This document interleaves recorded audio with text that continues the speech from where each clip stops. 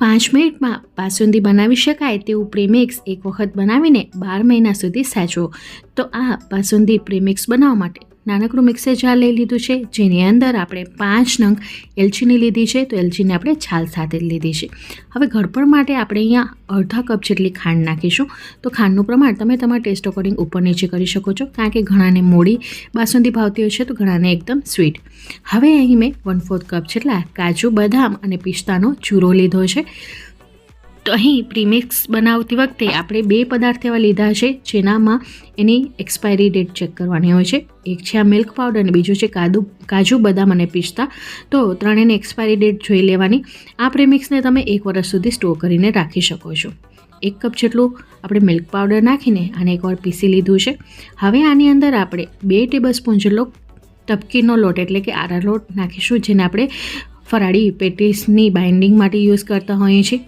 આ બાસુંદી આપણે ફરાળમાં ઉપયોગ કરી શકીએ એટલે આપણે તપકીરનો લોટનો ઉપયોગ કર્યો છે. પણ જો તમે રેગ્યુલર યુઝ માટે લેવાના હો તો તમે આની જગ્યાએ કોર્નફ્લોરનો યુઝ કરી શકો છો. તો કોર્નફ્લોર અને તપકીર એવા પદાર્થ છે જે કોઈપણ પદાર્થને જાડું કરવામાં એટલે કે થિકનેસ આપવા માટે મદદરૂપ થાય છે. હવે આ પ્રીમિક્સમાંથી મેં 1 કપ જેટલું પ્રીમિક્સ અત્યારે આપણે યુઝ કરીશું. બાકીના પ્રીમિક્સને આપણે ફ્રીજમાં એરટાઇટ કન્ટેનરની અંદર કાચના જારની અંદર તમે એને 1 વર્ષ સુધી સ્ટોર કરી શકો છો. ફક્ત તમારે કાજુ, બદામ, પિસ્તા અને જે મિલ્ક પાવડરનો યુઝ કરેલો છે એની જ ખાલી એક્સપાયરી ડેટ ચેક કરવાની હોય છે. મિલ્ક પાવડરની એક્સપાયરી ડેટ 12 મહિનાની હોય છે, એટલે તમે આ પ્રીમિક્સને 1 વર્ષ સુધી આરામથી ફ્રીજમાં સ્ટોર કરીને રાખી શકો છો. તો અત્યારે હવે આપણે આ 1 કપ જેટલું પ્રીમિક્સ યુઝ કરીશું, બાકીનો આપણે ફ્રીજમાં સ્ટોર કરીને મૂકી દઈશું. એક તપેલીની અંદર મેં 1 કપ જેટલું પ્રીમિક્સ લીધું છે. હવે એ જ કપની મદદથી આપણે આખી રેસિપી ફોલો કરવાની છે. આ બાસુંદી છે 5 મિનિટમાં તૈયાર થઈ જાય છે. તો જ્યારે પણ મહેમાન આવવાનો હોય અથવા કંઈ મીઠું ખાવાનું મન થાય અથવા હોય સન્ડે સ્પેશિયલ રેસિપી, તો તમે આ પ્રીમિક્સ બનાવીને ફટાફટ બાસુંદી બનાવી શકો છો. હવે એ જ કપની મદદથી આપણે આની અંદર પાણી નાખીશું. અહીં માપ ખૂબ જ સહેલું છે. 1 કપ જેટલું પ્રીમિક્સ લીધું હોય તેની સામે 2 કપ જેટલું આપણે પાણી નાખવાનું છે અને વિસ્કરની મદદથી આપણે એને એકવાર ચલાવી લઈશું, જેથી લમ્સ ફ્રી બેટર આપણું તૈયાર થઈ જાય.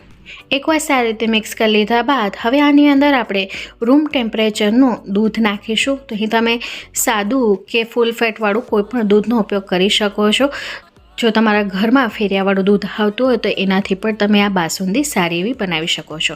તો 2 કપ જેટલું આપણે આની અંદર દૂધ નાખ્યું છે અને ફરી પાછું આપણે એકવાર મિક્સ કરી લઈશું. ગરમી પણ આવી ચૂકી છે અને આવી રહ્યા છે માના નોરતા. તો નોરતામાં તમે આ ફરાળી બાસુંદીનો ઉપયોગ કરી શકો છો. તો જે બજારમાં મળે છે એનામાં તપકીનો યુઝ કરવામાં આવે છે. હવે ગેસની ફ્લેમને હાઈ રાખી છે. હાઈ ફ્લેમ ઉપર આપણે દૂધને એક ઉભરો લાવી દીધો છે. ઉભરો આવી દીધા પછી તમારે આને 3 થી 4 જ મિનિટ પકાવવાનું છે, વધારે નથી પકાવવાનું. તો અહીં તમને બાસુંદી કેવી પસંદ છે, જાડી કે પાતળી, એ પ્રમાણે તમે દૂધને ઉકાળી શકો છો. તમારા ઘરમાં થોડીક જાડી બાસુંદી પસંદ કરવામાં આવે છે. આ સમયે તમારે ગળ પણ ટેસ્ટ કરી લેવું. જો તમને એમ લાગે કે મોડું છે તો તમે આની અંદર ખાંડનો ભાગ નાખી શકો છો. હવે મેં 1/4 કપ જેટલા દૂધમાં થોડી કેસર ડોળીને રાખી હતી, તો એ નાખી દીધું છે જેથી કલર સરસ આવે.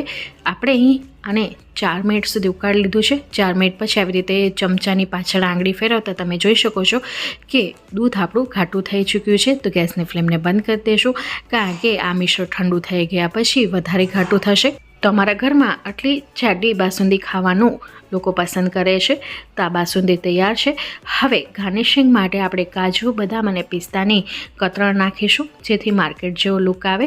તો બજારમાંથી આપણે જે બાસુંદી લેતા હોઈએ છીએ, ફરાળમાં પણ ઉપયોગ કરતા હોઈએ છીએ, તો ત્યાં પણ લોકો છે એ તપકીરના લોટનો યુઝ કરે છે. તો આ બાસુંદી તૈયાર છે. આને ઠંડી કરીને ફ્રીજમાં તમે ઠંડી થવા માટે મૂકી શકો છો. તો હવે બજારમાંથી બાસુંદી લેવા કરતાં જ્યારે પણ થાય મન કંઈક મીઠું ખાવાનું કે આવ્યા હોય મહેમાન, તો આવી રીતે પ્રીમિક્સ બનાવીને તમે બાસુંદી બનાવી શકો છો. તો જોયું ને કેટલી સરળ રીત છે પ્રીમિક્સમાંથી બાસુંદી બનાવવાની. તો ફ્રેન્ડ્સ, આજની આ રેસિપી તમને કોઈ પણ કારણોસર હેલ્પફુલ થઈ હોય, ગમી હોય તો પ્લીઝ મને સપોર્ટ કરજો. મને સપોર્ટ કરવા માટે તમે મારા વિડીયોને લાઇક, શેર, ચેનલને સબસ્ક્રાઈબ કરી શકો છો.